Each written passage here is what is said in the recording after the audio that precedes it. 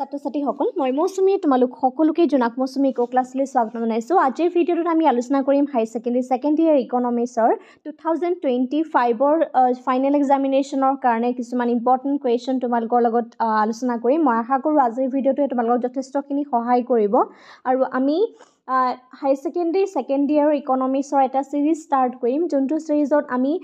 Indian economy পেপাৰখনৰ লগতে আমি মেক্ৰ' ইকনমিক্সৰ কনচেপ্টখিনি আলোচনা কৰিম। যিখিনি ইম্পৰ্টেণ্ট কুৱেশ্যন হয় সেই কুৱেশ্যনখিনি কণ্টিনিউৱাছলি তোমালোকৰ লগত আলোচনা কৰি যাম। মই আশা কৰোঁ এই ভিডিঅ'খিনিয়ে তোমালোকক যথেষ্টখিনি সহায় কৰিব আৰু যিমানখিনি ছাত্ৰ ছাত্ৰী আমাৰ লগত জড়িত হৈ আছা মই আশা কৰোঁ সকলোৱে যাতে মিনিমাম 85 মাৰ্কছ এটা তোমালোকে লাভ কৰিব পাৰা, তেনেধৰণে নিজকে প্ৰিপেয়াৰ কৰা। আৰু যদি কিবা ডাউট থাকে তোমালোকে কমেণ্ট বক্সত সুধিব পাৰিবা আৰু যদি সম্পূৰ্ণ কোৰ্চৰ লগত জইন হ'ব বিচাৰিছা ভিডিঅ'ৰ ডেছক্ৰিপশ্যন বক্সত যোনটো হোৱাটছআপ নাম্বাৰ আছে তাত তোমালোকে কণ্টেক্ট কৰিব পাৰিবা। এটা মিনিমাম এমাউণ্টৰ ছাবস্ক্ৰিপশ্যন ফিজৰ পিছত তোমালোকে গোটেই কোৰ্চটোত জইন হ'ব পাৰিবা। যিহেতু পৰীক্ষাৰ একেবাৰে ওচৰ চাপিছে গতিকে আমি একেবাৰে মিনিমাম এমাউণ্টৰ ছাবস্ক্ৰিপশ্যন ফিজে তোমালোকক ৰাখিছোঁ, ঠিক আছে। আজিৰ ভিডিঅ'টোত আমি ইণ্ডিয়ান ইকনমিৰ কিছুমান কনচেপ্ট আলোচনা কৰিম আৰু ইণ্ডিয়ান ইকনমিৰ এই কনচেপ্টখিনি তোমালোকে বৰ্তমান যে হাই ছেকেণ্ডেৰীৰ পঢ়ি আছা ইকনমিক্স ছাবজেক্টটো লৈ পেলাই এতিয়াৰ কাৰণে ইম্পৰ্টেণ্ট নহয়। ভৱিষ্যতে তোমালোকে যদি বিভিন্ন ধৰণৰ প্ৰতিযোগিতামূলক পৰীক্ষাত অৱতীৰ্ণ হোৱা তেতিয়াও এই কুৱেশ্যনখিনি তোমালোকক যথেষ্টখিনি সহায় কৰিব। গতিকে মনত ৰাখিবা এই কনচেপ্টখিনি ইন ফিউচাৰ গৈ পেলাই তোমালোকে পঢ়িব লাগিব বহুতখিনি কথা, আৰু সেইকাৰণে যেতিয়া বস্তুখিনি পঢ়া এনেধৰণে পঢ়িবা যাতে সেই বস্তুখিনি তুমি তোমাৰ ফিউচাৰ ছিকিউৰিটিৰ কাৰণে সেইখিনি পঢ়িছা, কাৰণ ভৱিষ্যতে তুমি সেই কনচেপ্টবিলাকক লৈ পেলাই আগবাঢ়ি যাব লাগিব। সেনেধৰণে নিজকে প্ৰস্তুত কৰিবা। প্ৰত্যেকটো ছাবজেক্ট তুমি পঢ়া, ইকনমিক্সেই পঢ়া বা পলিটিকেল ছায়েন্সেই পঢ়া, যিয়ে নপঢ়া লাগিলে, গতিকে ইগন'ৰ কেতিয়াও নকৰিবা, কাৰণ এই কনচেপ্টখিনি ভৱিষ্যতে বহুত সহায় কৰিব, ঠিক আছে। এতিয়া আজিৰ ভিডিঅ'টোত আমাৰ যোনটো প্ৰথম কুৱেশ্যনটো হৈছে ইংৰাজসকলে কোন চনত ভাৰতবৰ্ষত প্ৰথম ৰে'লপথ মুকলি কৰিছিলে, আৰু ইয়াৰ আনচাৰটো হৈছে 1853 চনত ইংৰাজসকলে ভাৰতবৰ্ষত ৰে'লপথৰ মুকলি কৰিছিলে। কুৱেশ্যন নম্বৰ 2 সুধিছে ভাৰতবৰ্ষত পৰিকল্পনা কাৰ্যকৰী কৰা সংগঠনটোৰ নাম কি? ইয়াৰ আনচাৰটো হৈছে পৰিকল্পনা আয়োগ। আৰু আমি যিহেতু এই ইউনিটটো পঢ়ি আছোঁ প্ৰাক স্বাধীনতাৰ কালৰ ভাৰতৰ অৰ্থনৈতিক ব্যৱস্থা, গতিকে আৰম্ভণিতে যেতিয়া আমাৰ ভাৰতবৰ্ষৰ পৰিকল্পনাৰ কথা কওঁ 1950ত এই পৰিকল্পনা আয়োগ গঠন কৰা হৈছিলে। আৰু পৰিকল্পনা আয়োগৰ তেওঁলোকৰ যিটো উদ্দেশ্য আছিলে সেই দেশখনৰ অৰ্থনৈতিক সামাজিক এই সৰ্বোত্তমুখী বিকাশৰ কাৰণে কিছুমান লক্ষ্য বা উদ্দেশ্য আগত ৰাখি পেলাই কিছুমান গ'লছ বা টাৰ্গেট তেওঁলোকে ইয়াত লোৱা হৈছিলে। আৰু বৰ্তমান সময়ত যদি কওঁ তেতিয়াহ'লে পৰিকল্পনা আয়োগৰ ঠাইত আমি নীতি আয়োগক ব্যৱহাৰ কৰোঁ, নীতি আয়োগ নামেৰে জনা যায়। গতিকে এইখিনি নীতি আয়োগৰ কনচেপ্টটো অৱশ্যে এইটো ইউনিটত পঢ়িব নালাগে, যদিও তোমালোকে মনত ৰাখি থ'বা, ভৱিষ্যতে সহায় হ'ব, ঠিক আছে। নেক্সট কুৱেশ্যন 20 শতিকাৰ প্ৰথমাৰ্ধত ভাৰতবৰ্ষৰ মুঠ জনমূৰি আয়ৰ বছৰি বৃদ্ধিৰ হাৰ কিমান আছিলে? ইয়াৰ আনচাৰটো হ'ব 0.5%। মসলিন কি? মসলিন হৈছে এবিধ উচ্চমানৰ কপাহী কাপোৰ। নেক্সট কুৱেশ্যন পৰিকল্পনা আয়োগৰ অধ্যক্ষ কোন? ভাৰতবৰ্ষৰ প্ৰধানমন্ত্ৰীজন পৰিকল্পনা আয়োগৰ অধ্যক্ষ। সেইটো বিভিন্ন ধৰণৰ প্ৰতিযোগিতামূলক পৰীক্ষাত আহি থকা দেখা যায় সেই কুৱেশ্যনটো। আৰু যদি কুৱেশ্যন সোধে বৰ্তমান যদি আমি কওঁ পৰিকল্পনা আয়োগৰ অধ্যক্ষ কোন, তেতিয়া হ'ব ইয়াৰ আনচাৰ নৰেন্দ্ৰ মোদী, কাৰণ ভাৰতবৰ্ষৰ প্ৰধানমন্ত্ৰীজনেই পৰিকল্পনা আয়োগৰ অধ্যক্ষ হয়। নেক্সট কুৱেশ্যন পৰিকল্পনা আয়োগ কিমান চনত গঠন কৰা হৈছিলে? 1950 চনত। আৰু নেক্সট কুৱেশ্যন ঔপনিৱেশিক শাসনকালত ভাৰতৰ জাতীয় আয় গণনা কৰা এজন ভাৰতীয় গণনাকাৰীৰ নাম হৈছে দাদাভাই নৰজী। গতিকে দাদাভাই নৰজীয়ে ভাৰতবৰ্ষৰ প্ৰথমবাৰৰ বাবে তেওঁ জাতীয় আয় গণনা কৰিছিলে। এই কুৱেশ্যনটো APSC লেভেলতো কুৱেশ্যনটো অহা দেখা যায়। গতিকে এই কুৱেশ্যনখিনি ইম্পৰ্টেণ্ট হয়, তোমালোকৰ চিলেবাছতো ইম্পৰ্টেণ্ট, এইবাৰ পৰীক্ষাৰ কাৰণেও ইম্পৰ্টেণ্ট, লগতে ভৱিষ্যতেও এই কনচেপ্টখিনিয়ে তোমালোকক আগবঢ়াই লৈ যোৱাত যথেষ্টখিনি সহায় কৰিব, ঠিক আছে। গতিকে এইখিনি অতি চমু প্ৰশ্নৰ হিচাপত কৈছোঁ। আৰু এটা কথা ক'ব বিচাৰিছোঁ, মই এই যোনটো তোমালোকক কুৱেশ্যন আনচাৰ দিছোঁ এই কুৱেশ্যন আনচাৰটোৰ কুৱেশ্যনটোত জাষ্ট আনচাৰটো মেনশ্যন কৰি দিছোঁ। তাৰে যিমান ধৰা এটা মই তোমালোকক কমপ্লিট দেখাই দিছিলোঁ, এতিয়া ভাৰতবৰ্ষৰ পৰিকল্পনা আয়োগৰ অধ্যক্ষ কোন এতিয়া মই প্ৰধানমন্ত্ৰী বুলি লিখি দিব পাৰোঁ কিন্তু প্ৰধানমন্ত্ৰী বুলি লিখি দিয়া নাই ভাৰতৰ পৰিকল্পনা আয়োগৰ অধ্যক্ষ হৈছে প্ৰধানমন্ত্ৰী ঠিক আছে তেনেধৰণে তোমালোকে কুৱেশ্যনটো কমপ্লিট কৰিবা এতিয়া ধৰা প্ৰথম কুৱেশ্যনটো আছিলে ইংৰাজসকলে কোন চনত ভাৰতবৰ্ষত প্ৰথম ৰেলপথ মুকলি কৰিছিলে মই জাষ্ট 1853 বুলি দিলোঁ তোমালোকে আনচাৰটো লিখিবা ইংৰাজসকলে 1853 চনত ভাৰতবৰ্ষত প্ৰথম ৰেলপথৰ সূচনা কৰিছিলে এনেধৰণে লাইনটো কমপ্লিট কৰি যদি লিখি দিয়া যেহেতু 1 মাৰ্কৰ কুৱেশ্যনেই হয় গতিকে লাইনটো কমপ্লিটকৈ লিখি দিলে বেছি ভাল হয় ঠিক আছে সেইটো মনত ৰাখিবা নেক্সট কিছুমান চমু উত্তৰ লৈছোঁ বা উত্তৰ লিখা বুলি ইয়াত লিখিছোঁ এইবোৰ 2 বা 3 মাৰ্কৰ কাৰণে কুৱেশ্যন আৰু ইয়াতো এটা ইম্পৰ্টেণ্ট কথা হয় যিহেতু তোমালোকৰ ছেকেণ্ড ইয়াৰৰ কিছুমান কনচেপ্ট থাকে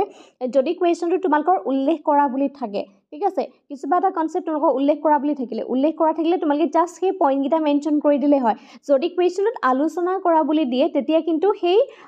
যিখিনি পইণ্ট লিখিবা সেই পইণ্টখিনি তুমি বৰ্ণনা কৰিব লাগিব তেতিয়াহে তোমালোকে মাৰ্কছ পাবা আৰু যিহেতু এই কুৱেশ্যনটো যেনেকৈ ধৰিছোঁ মই অনুন্নত অৰ্থনীতি হিচাপে ভাৰতীয় অৰ্থনীতিৰ 4টা লক্ষণ উল্লেখ কৰা ঠিক আছে উল্লেখ কৰা বুলি লিখিলে আমি জাষ্ট মেনশ্যন কৰিলেই হ'ব ইয়াত বৰ্ণনা কৰিব নালাগে প্ৰথম পইণ্টটো হৈছে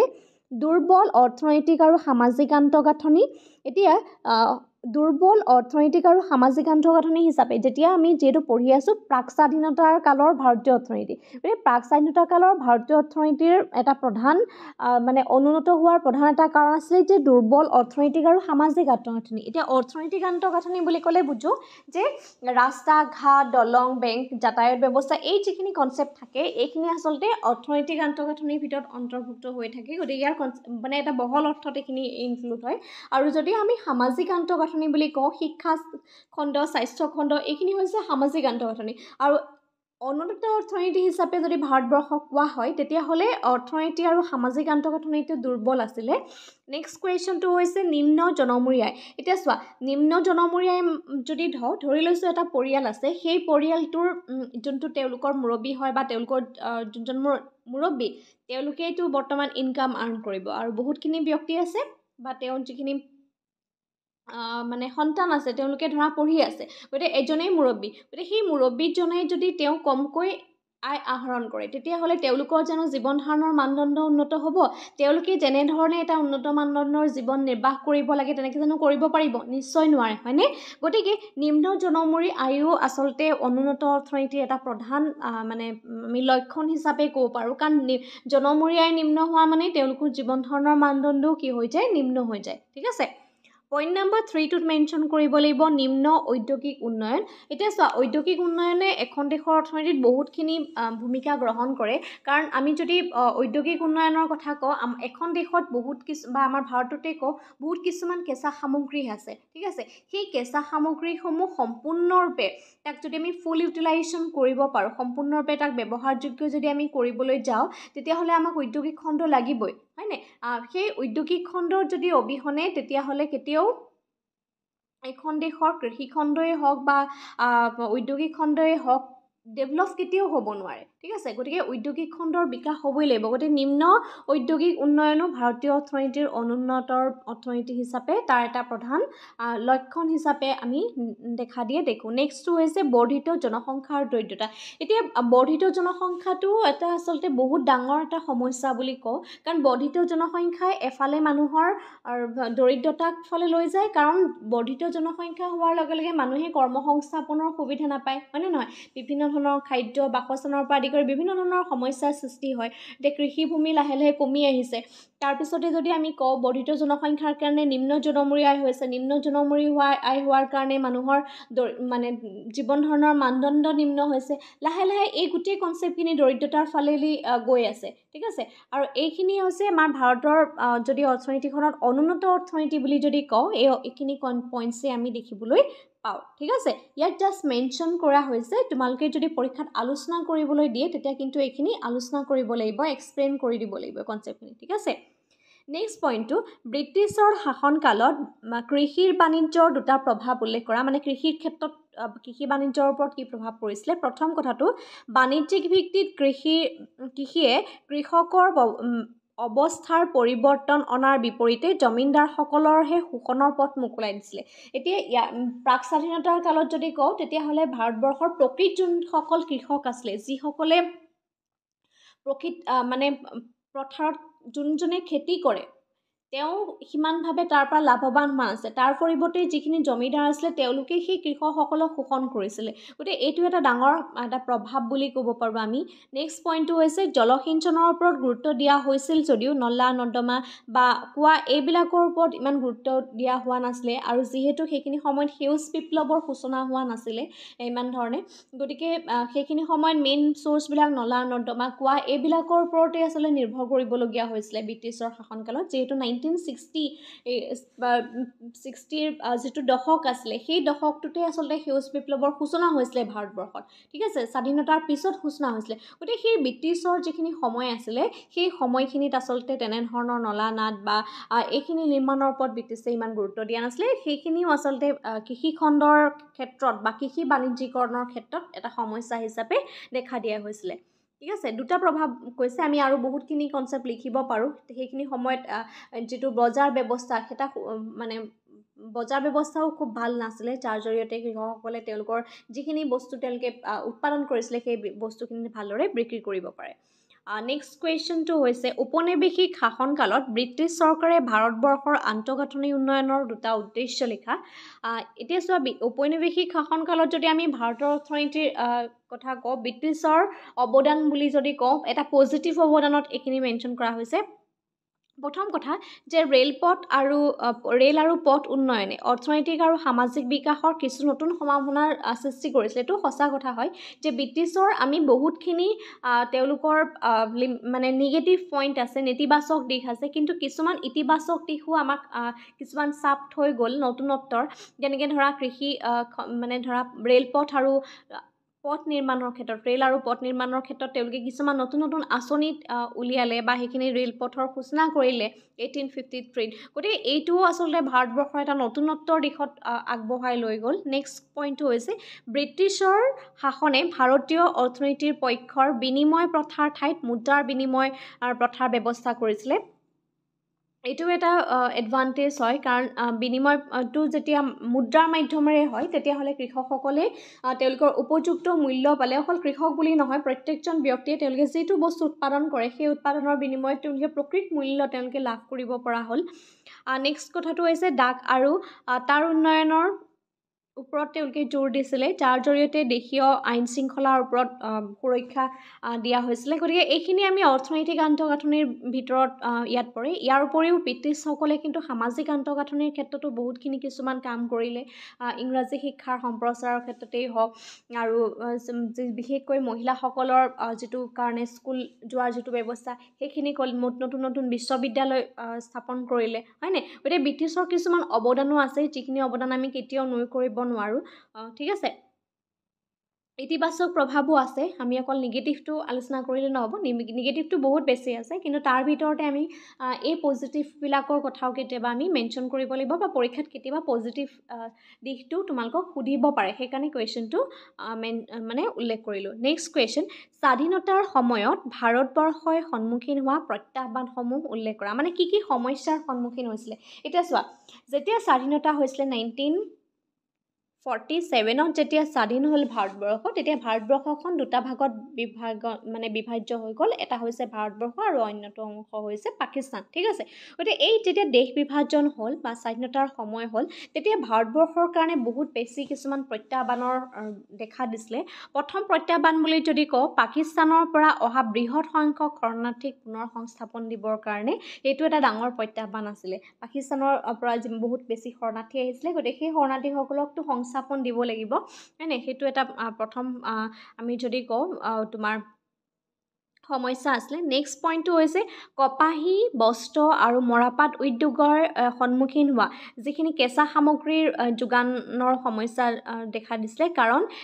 তেতিয়া ভাৰতবৰ্ষত কপাহ বা মৰাপাট উদ্যোগ মানে অলৰেডি এষ্টাব্লিছ হৈ গৈছিলে কিন্তু সেই কপাহ বা মৰাপাট উদ্যোগসমূহত যিমানখিনি কেঁচা সামগ্ৰী মানে প্ৰয়োজন হয় সেই কেঁচা সামগ্ৰীখিনি যোগান ধৰিব পৰা নাছিলে ভাৰতীয় অৰ্থনীতি কিয় নাছিলে কাৰণ কপাহ আৰু কটন উৎপাদনকাৰী যিখিনি অঞ্চল সেই বেছিভাগ অঞ্চলেই কি হৈছিলে পাকিস্তানৰ ভিতৰত অন্তৰ্ভুক্ত হৈ পৰিছিলে গতিকে এইখিনিও কিছুমান সমস্যা আছে মই যিহেতু এইটো 2 মাৰ্কৰ কুৱেশ্যন উল্লেখ কৰিছোঁ গতিকে দুটা পইণ্টে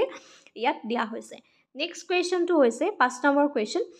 ব্ৰিটিছৰ শাসনৰ সময়ত ভাৰতীয় অৰ্থনীতিৰ স্থবিৰ আৰু পিছপৰাৰ কাৰণসমূহ কি আছিলে এতিয়া ব্ৰিটিছৰ যেতিয়া সময় আছিলে ভাৰতীয় অৰ্থনীতিৰ স্থবিৰ বা পিছপৰা বহুত কিছুমান কাৰণ আছিলে কাৰণ ব্ৰিটিছসকলে ভাৰতবৰ্ষলৈ আহিছিলে নিজৰ স্বাৰ্থ পূৰণৰ কাৰণে কাৰণ ভাৰতবৰ্ষত তেওঁলোকে কৃষি ক্ষেত্ৰতেই হওক বাণিজ্যেই কৰিছিলে ৰেলপথৰ নিৰ্মাণ কৰা হওক ৰাস্তা ঘাট নিৰ্মাণ কৰা হওক এইখিনি নতুনত্ব আনিছিল যদিও তেওঁলোকৰ উদ্দেশ্য এটাই আছিলে যে ভাৰতবৰ্ষৰ পৰা কেঁচা সামগ্ৰীখিনি লৈ পেলাই ইংলেণ্ডলৈ লৈ যোৱা আৰু ইংলেণ্ডত সেইখিনি বস্তু উৎপাদন কৰি পেলাই সেই উৎপাদিত যিখিনি বস্তু সেই উৎপাদিত বস্তুখিনি পুনৰ ভাৰতবৰ্ষলৈ লৈ অনা ভাৰতবৰ্ষৰ মানুহক সেই বস্তুখিনি বিক্ৰী কৰা ঠিক আছে ঠিক এই উদ্দেশ্যখিনিৰ কাৰণে ভাৰতীয় অৰ্থনীতি আচলতে স্থবিৰ হৈ গৈছিলে বা পিছপৰা দেখা গৈছিলে আৰু বহুত কিছুমান কাৰণ আছে এতিয়া প্ৰথম যদি আমি কওঁ যে ব্ৰিটিছৰ শাসনকৰ্তাসকলে প্ৰৱৰ্তন কৰা ভূমি দখল ব্যৱস্থা আৰু তেওঁলোকে আৰোপ কৰা ভূমি কৰ ব্যৱস্থাই গ্ৰাম্য অঞ্চলত এনে কিছুমান অৰ্থনৈতিক আৰু সামাজিক সম্পৰ্ক উদ্ভাৱন কৰিছিলে যাৰ ফলত অৰ্থনীতি উন্নয়নৰ অসম্ভৱ হৈ পৰিছিলে এতিয়া ভাৰতবৰ্ষৰ ভূমি ব্যৱস্থা যদি আমি কওঁ তেওঁলোকে যিটো ভূমি দখল ব্যৱস্থা হয় বা তেওঁলোকৰ ভূমি কৰ ব্যৱস্থাই যিটো গ্ৰাম্য অঞ্চলৰ যিখিনি প্ৰকৃত খেতিয়ক বা কৃষক তেওঁলোকক একেবাৰে মানে পুঙা কৰি পেলাইছিলে গতিকে এইটো এটা বহুত ডাঙৰ আমি সমস্যা বুলি ক'ব পাৰোঁ নেক্সট পইণ্টটো হৈছে ব্ৰিটিছ শাসনকৰ্তাসকলে প্ৰৱৰ্তন কৰা উদ্যোগ আৰু ব্যৱসায়িক নীতিসমূহৰ উদ্দেশ্য আছিলে ভাৰতীয় অৰ্থনীতিক ইংলেণ্ডৰ এখন মানে ধৰা পূৰক অৰ্থনীতিলৈ পৰিৱৰ্তন কৰা তাৰমানে ভাৰতবৰ্ষৰ পৰা কেঁচা সামগ্ৰীখিনি ইংলেণ্ডলৈ লৈ যাব ইংলেণ্ডত সেই বস্তুখিনি উৎপাদন কৰি পেলাই যিখিনি উৎপাদিত বস্তু হ'ব সেইখিনি পুনৰ ভাৰতবৰ্ষত বিক্ৰী কৰিবলৈ লৈ আনিব বুজি পাইছা সেইটো এটা বহুত ডাঙৰ সমস্যা নেক্সট পইণ্টটো হৈছে ব্ৰিটিছ চৰকাৰৰ উপনিৱেশিক নীতিয়ে ভাৰতবৰ্ষত বৈদেশিক বাণিজ্যৰ একচেটিয়াভাৱে কৰা নিয়ন্ত্ৰণো ভাৰতীয় অৰ্থনীতিৰ যিটো স্থবিৰতা সেই স্থবিৰতাৰ এটা অন্যতম কাৰণ হিচাপে আমি ক'ব পাৰোঁ ঠিক আছে গতিকে এক্সাম পইণ্ট অফ ভিউৰ পৰা কিন্তু কুৱেশ্যনখিনি ইম্পৰ্টেণ্ট হয় এনেধৰণৰ কুৱেশ্যনেই তোমালোকক আহি থকা দেখা যায় গতিকে আমি প্ৰত্যেকটো ইউনিটৰ ওপৰত আলোচনা কৰিম তোমালোকৰ এই চিৰিজটোত মই আশা কৰোঁ সকলো ছাত্ৰ ছাত্ৰীয়ে যথেষ্টখিনি উপকৃত হ'বা আৰু যদি কিবা কুৱেশ্যন তোমালোকৰ ডাউট থাকে তেতিয়াহ'লে তোমালোকে কমেণ্ট বক্সত জনাব পাৰিবা আমি নিশ্চয় তাৰ ভিডিঅ' দিবলৈ চেষ্টা কৰিম আজিলৈ ভিডিঅ'টো ইমানেই ধন্যবাদ